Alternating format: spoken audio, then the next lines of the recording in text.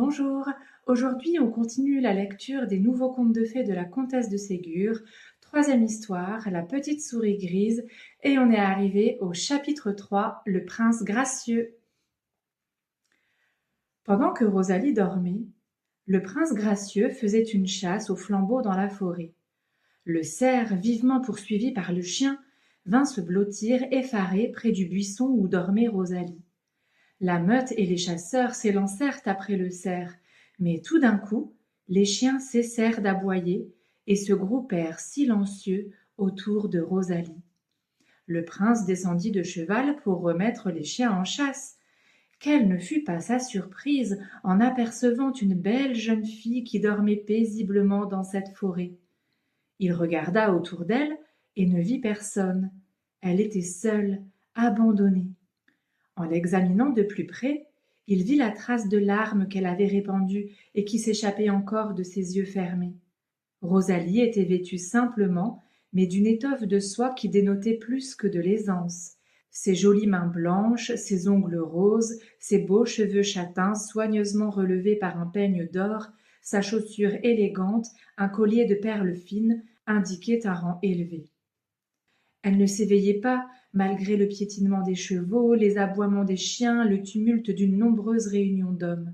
Le prince, stupéfait, ne se lassait pas de regarder Rosalie.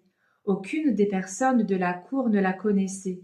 Inquiet de ce sommeil obstiné, Gracieux lui prit doucement la main. Rosalie dormait toujours. Le prince secoua légèrement cette main, mais sans pouvoir l'éveiller. Je ne puis, dit-il à ses officiers, abandonner ainsi cette malheureuse enfant qui aura peut-être été égarée à dessein, victime de quelque odieuse méchanceté. Mais comment l'emporter endormie? Prince, lui dit son grand veneur Hubert, ne pourrions-nous pas faire un brancard de branchage et la porter ainsi dans quelque hôtellerie voisine pendant que votre Altesse continuera la chasse? Votre idée est bonne, Hubert.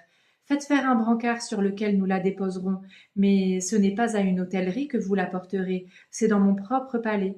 Cette jeune personne doit être de haute naissance, elle est belle comme un ange, je veux veiller moi-même à ce qu'elle reçoive les soins auxquels elle a droit. Hubert et les officiers eurent bientôt arrangé un brancard sur lequel le prince étendit son propre manteau. Puis, s'approchant de Rosalie toujours endormie, il l'enleva doucement dans ses bras et la posa sur le manteau. À ce moment, Rosalie sembla rêver. Elle sourit et murmura à mi-voix: mon père, sauvé à jamais, la reine des fées, le prince gracieux, je le vois, qu'il est beau. Le prince, surpris d'entendre prononcer son nom, ne douta plus que Rosalie ne fût une princesse sous le joug de quelque enchantement. Il fit marcher bien doucement les porteurs du brancard afin que le mouvement n'éveillât pas Rosalie. Il se tint tout le temps à ses côtés. On arriva au palais de Gracieux. Il donna des ordres pour qu'on préparât l'appartement de la reine, et ne voulant pas souffrir que personne touchât à Rosalie, il la porta lui-même jusqu'à sa chambre, où il la déposa sur un lit, en recommandant aux femmes qui devaient la servir de le prévenir aussitôt qu'elle serait réveillée. Rosalie dormit jusqu'au lendemain. Il faisait grand jour quand elle s'éveilla. Elle regarda autour d'elle avec surprise. La méchante souris n'était pas près d'elle. Elle avait disparu.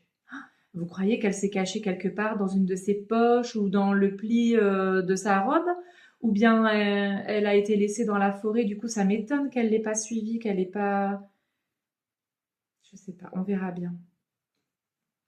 Serais-je délivrée de cette méchante fée détestable, dit Rosalie avec joie. Suis-je chez quelque fée plus puissante qu'elle? Elle alla à la fenêtre.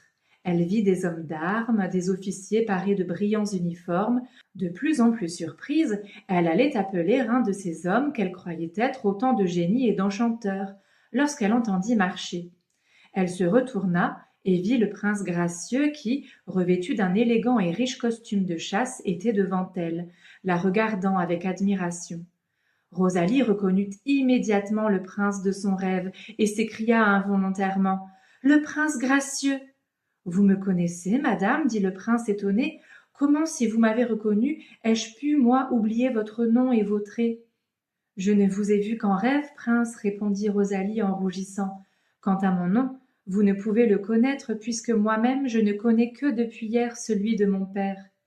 Et quel est-il, madame, ce nom qui vous a été caché si longtemps? Rosalie lui raconta alors tout ce qu'elle avait appris de son père.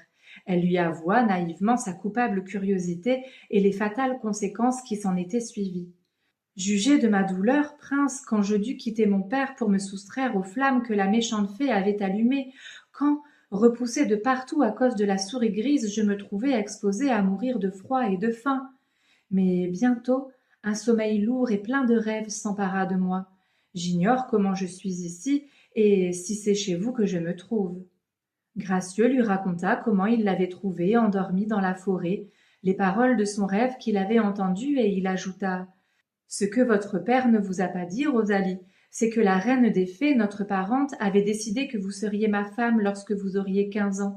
C'est elle, sans doute, qui m'a inspiré le désir d'aller chasser au flambeau, afin que je puisse vous trouver dans cette forêt où vous étiez perdue.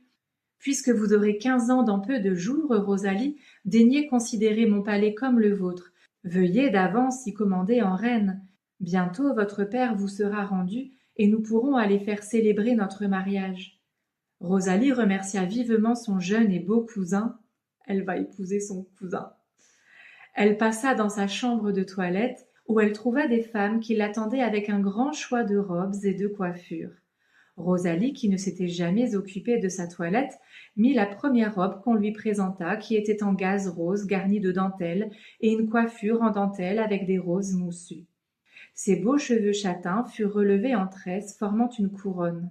Quand elle fut prête, le prince vint la chercher pour la mener déjeuner. Rosalie mangea comme une personne qui n'a pas dîné la veille. Après le repas, le prince la mena dans le jardin. Il lui fit voir les serres qui étaient magnifiques. Au bout d'une des serres, il y avait une petite rotonde garnie de fleurs choisies. Au milieu était une caisse qui semblait contenir un arbre, mais une toile cousue l'enveloppait entièrement. On voyait seulement à travers la toile quelques points briller d'un éclat extraordinaire. J'espère que c'est pas ça qui va mener à attiser sa curiosité et à lui faire une deuxième bêtise à cause de sa curiosité. Chapitre 4. L'arbre de la rotonde. Rosalie admira beaucoup toutes les fleurs. Elle croyait que le prince allait soulever ou déchirer la toile de cet arbre mystérieux, mais il se disposa à quitter la serre sans en avoir parlé à Rosalie. « Qu'est-ce donc que cet arbre si bien enveloppé, prince ?» demanda Rosalie. « Ceci est le cadeau de noces que je vous destine, mais vous ne devez pas le voir avant vos 15 ans, dit le prince gaiement. Mais qu'y a-t-il de si brillant sous la toile, insista Rosalie. Elle est comme une pie, elle est attirée par ce qui est brillant. Vous le saurez dans peu de jours, Rosalie, et je me flatte que mon présent ne sera pas un présent ordinaire. Et ne puis-je le voir avant? Non, Rosalie. La reine des fées m'a défendu de vous le montrer avant que vous soyez ma femme, sous peine de grand malheur. J'ose espérer que vous m'aimerez assez pour contenir pendant quelques jours votre curiosité. » Ces derniers mots firent trembler Rosalie, en lui rappelant la souris grise et les malheurs qui la menaçaient ainsi que son père, si elle se laissait aller à la tentation qui lui était sans doute envoyée par son ennemie, la fée détestable. Elle ne parla donc plus de cette toile mystérieuse, et elle continua sa promenade avec le prince.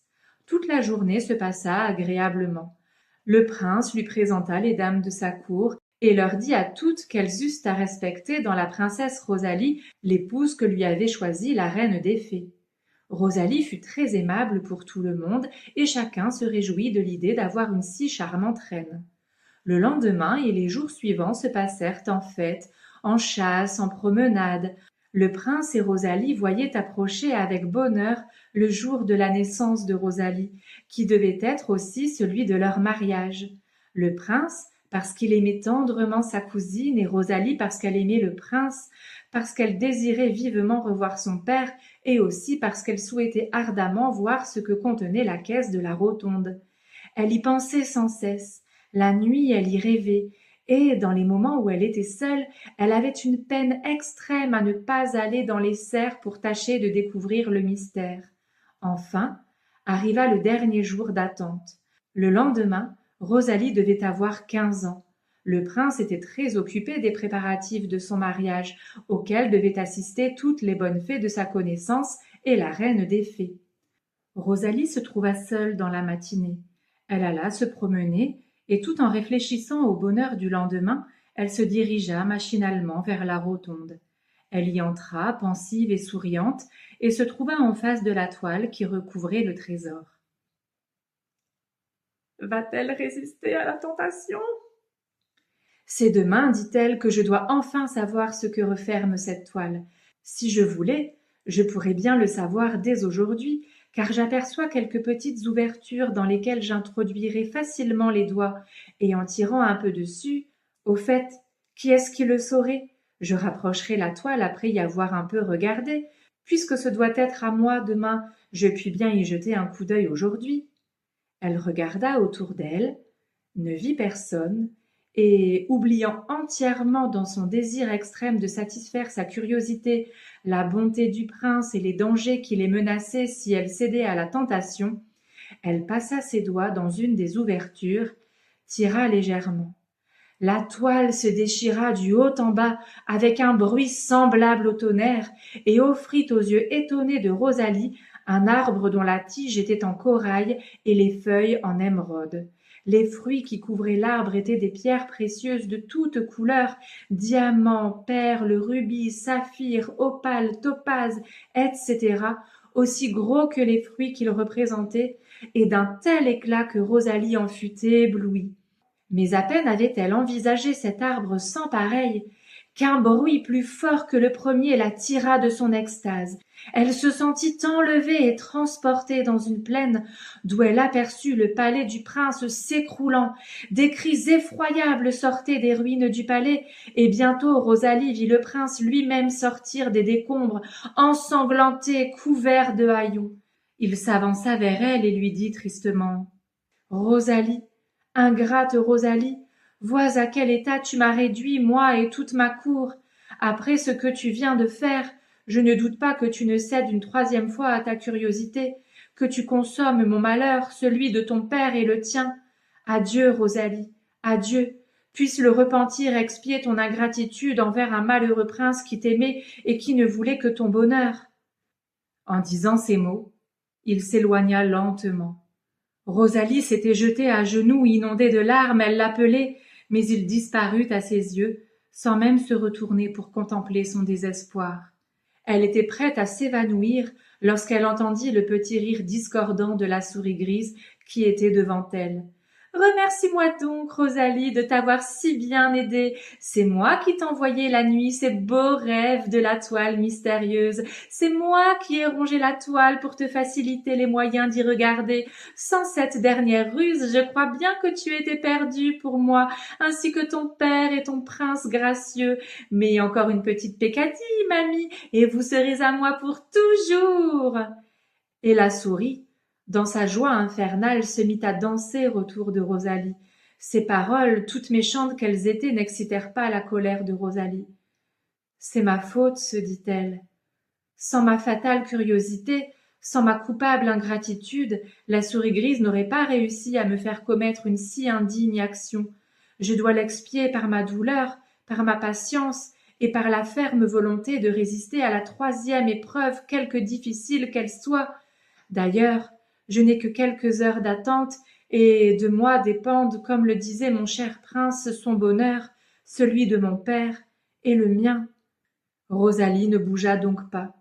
La souris grise avait beau employer tous les moyens possibles pour la faire marcher, Rosalie persista à rester en face des ruines du palais. Bon, eh bien on saura si Rosalie arrive à résister à sa troisième tentation de curiosité dans le dernier chapitre que je lirai dans la prochaine vidéo. À bientôt!